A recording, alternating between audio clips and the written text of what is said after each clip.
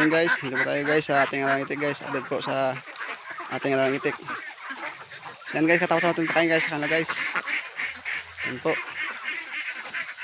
Bali, pinungutan na pakain ng kanilang pakain guys. Ngayon mga guys ay pinakain sila guys ng sa ulit ng saging guys at darak. Yan guys, ang nagsipa rin guys.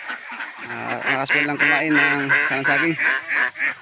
Pero may ilan po guys na medyo may maarte guys, pero hiniwalay po natin sila para hindi po sila nangina.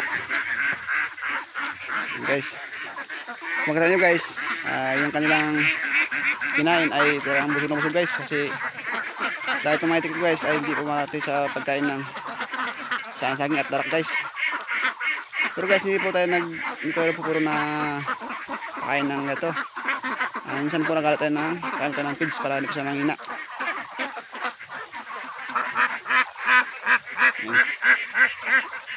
Kasi kung magpupurgat po tayo, guys, mangina rin po sila guys. Kaya mas maganda guys na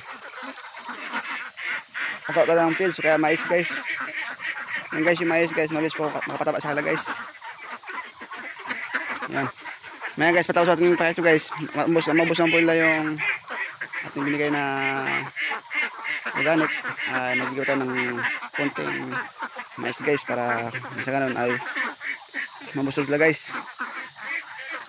Baka nadalang pa guys yung kanilang kinain. Ayan guys, oh. Medyo may kalakihan na po yung ating lang ito. Pero guys, ang payat po ito iba guys, kaya nangal po tayo ng feeds para medyo matawad sila. Kaya mais. Ayan guys. Nadalang po guys yung aking video guys. Sama ito, update po sa aking mga itik. Thank you po sa aking panonood ng aking video about itik farming guys. Thank you po guys. God bless.